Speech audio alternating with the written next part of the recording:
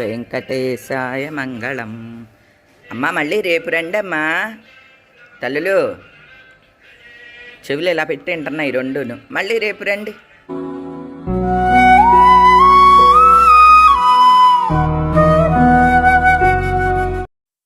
నిన్న రామకృష్ణ నా కోసం కలువ పువ్వులు, తామర పువ్వులు తెచ్చిచ్చాడు అనమాట అండి. ఏమండి ఇప్పుడు ఒక విధంగా అన్సీజన్ అని చెప్పాలి. సీజన్లో అనుకోండి మనకి అంటే వరలక్ష్మి వ్రతాలు, వినాయక చవితి ఇటువంటప్పుడు పువ్వులు దొరకవండి.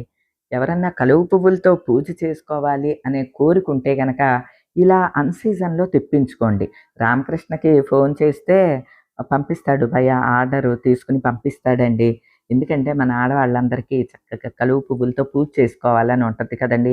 ఏ రోజైతే ఏమైందండి, మనకి ఆ పువ్వులు దొరికినప్పుడే పూజ చేసుకోవచ్చు కదా. పైగా అండి నేనేం చేస్తానంటే ఇట్లా కలువ పువ్వులు, తామర పువ్వులు తెచ్చినప్పుడు వాటిల్ని దాచుకుంటా, అన్నీ ఒకే రోజు పెట్టేయనండి. ఇట్లా కవర్లో ఉంటాయి. ఇలా తెల్ల కలువలు అనుకోండి మనం చక్కగా రెడీ టు యూజ్ అన్నట్టు ఉంటాయి అన్నమాట. ఒక 10-15 రోజులన్నా ఉంటాయి.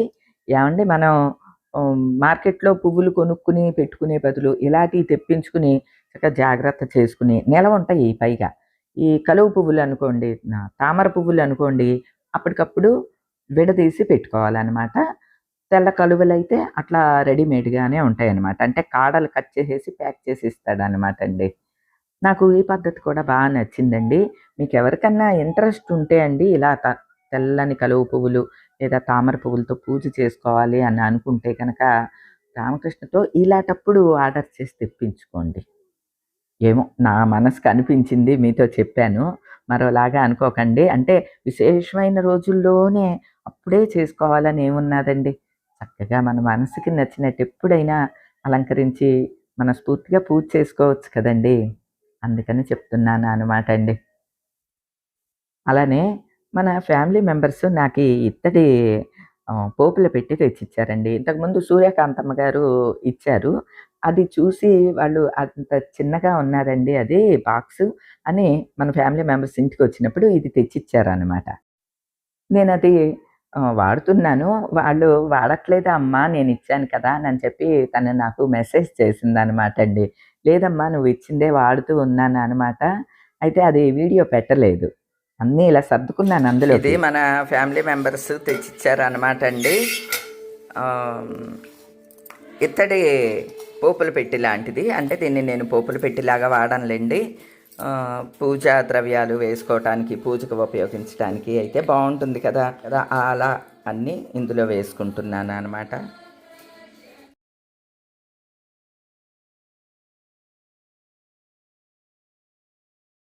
ఇదిగోండి డబ్బాలో అన్నీ ఇలా రెడీ చేసుకున్న పసుపు, కుంకుమ, అక్షంతలు, వరిపిండి, ఈ కర్పూరం ధూప్ స్టిక్స్, హారతి ఇచ్చేది, ఈ స్పూన్ వేస్ట్లేండి.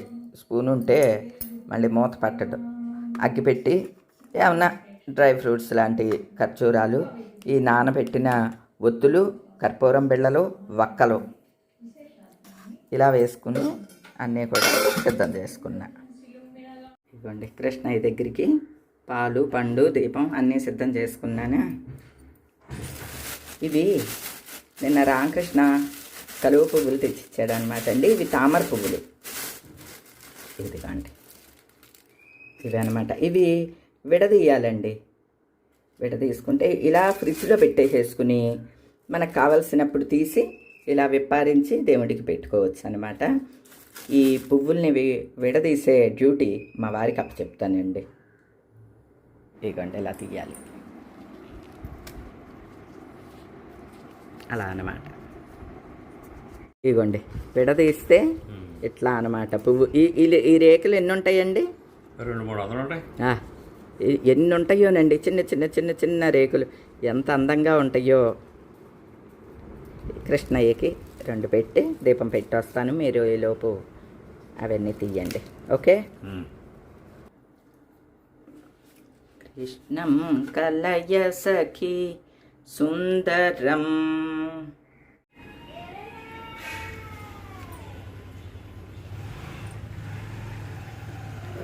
కృష్ణయ్య కొప్పున తామర పువ్వు పెట్టాను చూడండి.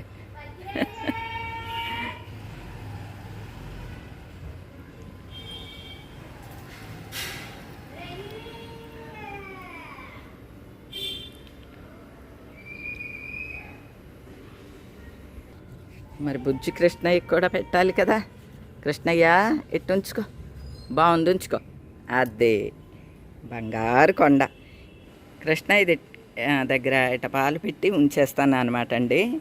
పిల్లులు తిరుగుతూ ఉంటాయి, పిల్లులకి అనమాట ఆ పాలు.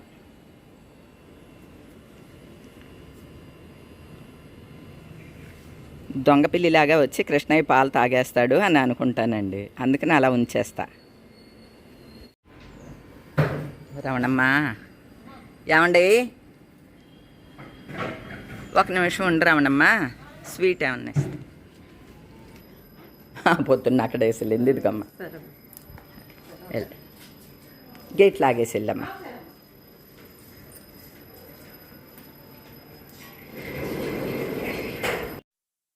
ఇదిగోండి పువ్వులన్నీ కూడా ఇలా విప్పారిస్తే ఇట్లా ఉన్నాయి కదండి, ఎంత అందంగా ఉన్నాయో చూడండి. అసలు ఈ పువ్వుల్ని చూసే మై మరచిపోతూ ఉంటానండి. ఇలాంటి పువ్వులతో పూజ చేసుకునే అవకాశం ఉండటం రావటం అనేది కూడా అండి గత జన్మలో బాగా కోరుకుని ఉంటాను అని అనిపిస్తుందండి. పువ్వులు చూడండి ఎంత బాగున్నాయో. అలానే పూజలో వాడే వక్కలు, ఒత్తులు, తర్వాత ఖర్జూరాలు, పసుపు కొమ్ములు అవన్నీ కూడా ఇలాంటి డబ్బాల్లో వేసుకున్నానండి. ఈ ఒక 4 డబ్బాలు ఉంటాయి అన్నమాట. సరే, ఈ డబ్బాలను కూడా మార్చేద్దాం అనుకుంటున్నాను. ఎందుకంటే ఈ మధ్య రిటర్న్ గిఫ్ట్లుగా వచ్చినాయి అలాంటి డబ్బాలు ఉన్నాయి. ఎందుకు అలా బాక్సుల్లో పెట్టి ఉంచుతున్నాను అనమాట అండి. ఎందుకు వీటిల్లోకి మారిస్తే బాగుంటుంది. కాకపోతే ఇవి కొంచెం లిడ్ లూజ్గా ఉంటాయి. అలానే ఎయిర్ టైట్గా ఉన్నాయి కూడా ఉన్నది. ఇలాగ ఇది చూడండి, రబ్బర్ తోటి ఉంది కదా, ఎయిర్ టైట్గా ఉన్నది. ఇందులోనేమో కొంచెం చీమలు అవి పట్టకుండా అటువంటివి వేసుకుంటే బాగుంటుంది అని ఇవి కూడా తీసాను అనమాట అండి.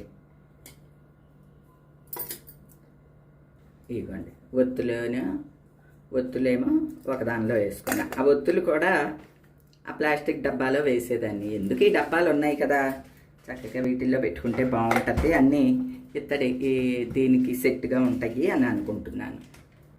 తర్వాత పూజలో ప్రతిరోజు పూజకి పెట్టేవన్నమాట అండి. వక్కలు పెడతాను,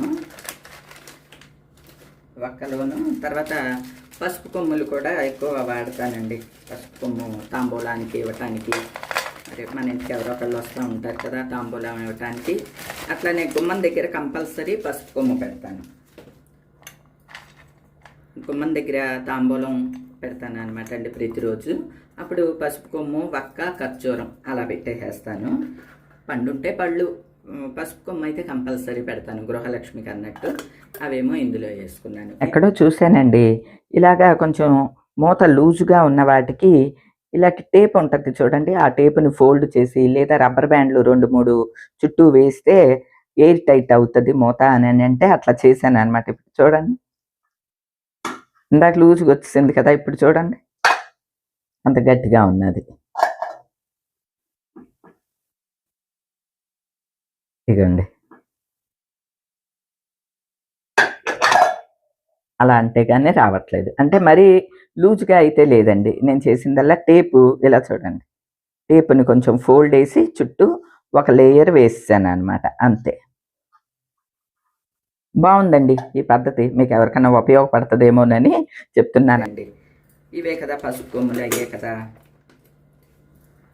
అట్లనే ఇక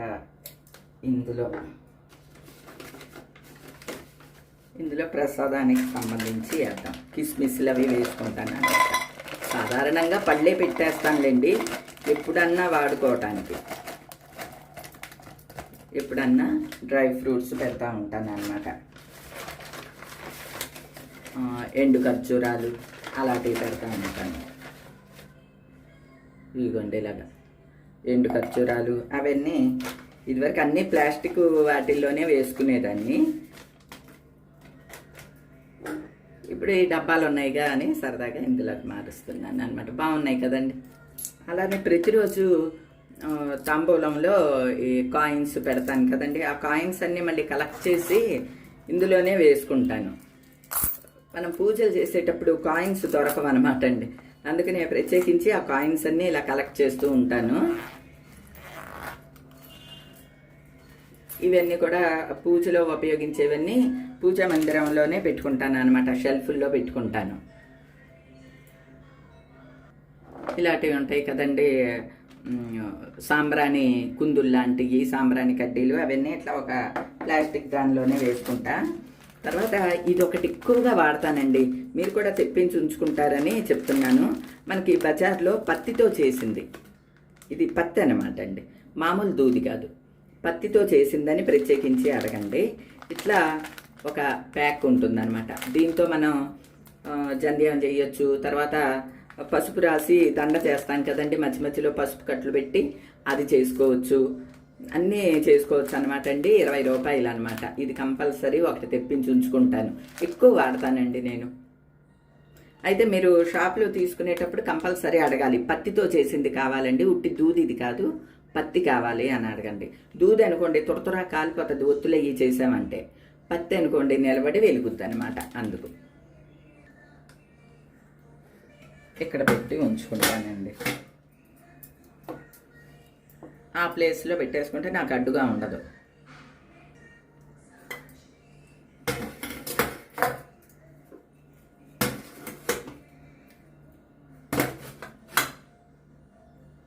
ఉత్తరాయణం, గ్రీష్మ ఋతువు, అధిక జ్యేష్ఠమాసం, శుక్లపక్షంలో నక్షత్రయుక్తమైనటువంటి శుక్రవారం నాడు వికసించినటువంటి లెక్కలేనన్ని దళాలతో కూడిన కమలంలోనికి తాను అద్భుతమైనటువంటి పద్మహస్తగా ఆవిర్భవించిందో ఆ పరమాత్మకు తానే సరైనటువంటి గుర్తు అని చెప్పబడే విధంగా లక్ష్మీ మొత్తం అలంకారం అంతా చేసి అమ్మవారికి మన సొంత మామిడి పళ్ళేనండి, మామిడి పళ్ళు ఒక ఒక్క పలుకు పెట్టాను అనమాట. కలువ పువ్వులైతే ఎంత అందంగా ఉన్నాయోనండి. ఈరోజు అమ్మవారిని ఇట్లా ధాన్యం పెడితే ధాన్యలక్ష్మిగా పూజిస్తుంటాను అనమాట. ఈరోజు అమ్మవారు ధాన్యలక్ష్మి అనమాట అండి.